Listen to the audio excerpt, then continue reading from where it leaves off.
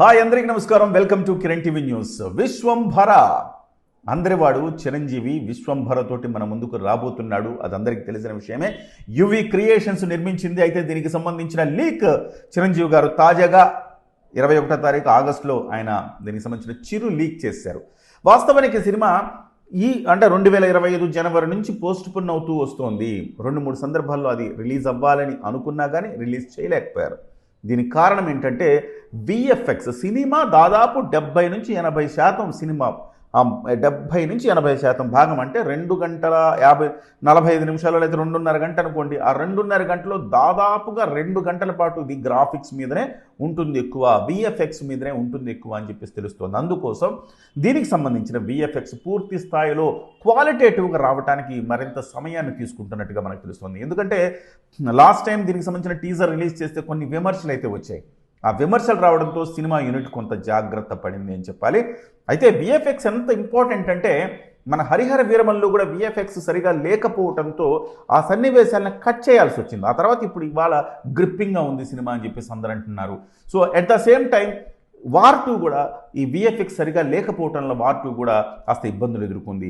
ఆదిపురుష్ అయితే చెప్పనక్కర్లేదు, విఎఫ్ఎక్స్ మీదనే పూర్తి స్థాయిలో ట్రోలింగ్కి గురి సినిమా ఫెయిల్ అయిపోయింది. కాబట్టి సినిమాలో విఎఫ్ఎక్స్ పూర్తిగా లేకపోయినా పర్లేదు, కానీ ఒకవేళ విఎఫ్ఎక్స్ పెట్టాల్సిన సన్నివేశాలు వస్తే కనుక 100% దాని క్వాలిటేటివ్గా ఉండాల్సిన ఆవశ్యకతను సినిమా యూనిట్ గుర్తించింది. అందుకే దీన్ని వేసవి కాలానికి పోస్ట్ పోన్ చేసింది. అయితే చిరంజీవి గారి పుట్టినరోజు సందర్భంగా గ్లిమ్స్ని అయితే రిలీజ్ చేశారు. గ్లిమ్స్ ఉందండి, వావ్, సూపర్బ్ అని చెప్పాలి. ఎందుకు అంటే ఎక్కడైతే పోగొట్టుకున్నామో అక్కడే దాన్ని గెలుచుకున్న అనుభూతి కలిగింది. ఎందుకు అంటే టీజరు లాస్ట్ టైం రిలీజ్ చేసినప్పుడు విఎఫ్ఎక్స్ చాలా ట్రోలింగ్ గురైంది. అదే విఎఫ్ఎక్స్ ఇవాళ చాలా అద్భుతంగా తీసుకొచ్చారని చెప్పాలి. మొత్తం 1 నిమిషం 14 సెకండ్ల పాటు ఈ గ్లిమ్స్ ఉంది. అయితే ఈ గ్లిమ్స్లో చిరంజీవి గారి ఫేస్ని, చిరంజీవి గారిని రివీల్ చేసే సన్నివేశం కూడా ఉంది. ఓవరాల్గా ఈ గ్లిమ్స్ ప్రారంభం కాగానే ఒక బాబో పాపు అడుగుతారనమాట, అసలు ఈ విశ్వంభరలో అసలు ఏం జరిగింది, కనీసం ఇప్పుడైనా చెప్తారా అని ఆ పాప అడుగుతుంటే, పాపో బాబు దానికి ఒక వాయిస్ ఓవర్ వస్తుంది వెనుక నుంచి. ఒక్కడి స్వార్థం యుద్ధంగా మారి అంతులేని భయాన్ని ఇచ్చింది, అంతకు మించిన మరణ శాస్త్రాన్ని రాసింది, కొన ఊపిరితో బతుకున్న ఓ సమూహం నమ్మకం, అలిసిపోని ఆశయాలకు ఊపిరి పోసేవాడు ఒకడు వస్తాడు అని వాళ్ళు ఆ వాయిస్ ఓవర్ ఇలా సాగుతుందనమాట. అంటే ఒకరి స్వార్థము ప్రపంచాన్ని ఇబ్బందుల్లోకి నెట్టినప్పుడు ఒక తెగ అంతరించిపోయే దశలో కొన ఊపిరితో ఉన్న ఒక జాతి కోరుకుంటుంటుంది, ఎవరో ఒకళ్ళు వస్తారు మనల్ని కాపాడతారు అని చెప్పేసి అనుకుంటున్న దశలో చిరంజీవి గారు అంటే ఒక విశ్వంభరుడు వస్తాడు. వచ్చిన తర్వాత అలా ఏ రకంగా ఈవిల్ని అంతమొందించి ఆ జాతిని కాపాడాడు, ప్రపంచాన్ని కాపాడాడు అనేది ఈ సినిమా ప్రధాన ఇతివృత్తంగా మనకు తెలుస్తోంది. ఎస్పెషల్లీ ఇదొక పీరియాడికల్, అంటే ఒక రకంగా చెప్పాలంటే సత్యకాల యుగాలు మధ్య జరుగుతున్న ఈ సంఘటనలాగా కనపడుతుంది. అందుకే విఎఫ్ఎక్స్తో చాలా పని ఉంది. సో ఒక్కసారి మనం చూస్తే స్టార్టింగ్ నుంచి మీకు సౌండ్ వినిపించలేను కానీ బట్ నేను చూస్తూ మీకు చెప్పాలనుకుంటున్నా, డిస్క్రైబ్ చేద్దామని నేను అనుకుంటున్నా. స్టార్టింగే ఒక ఇసుకలో నుంచి ఒక పెద్ద తేలు బయటికి ఇట్లా లేస్తూ ఉంటుంది.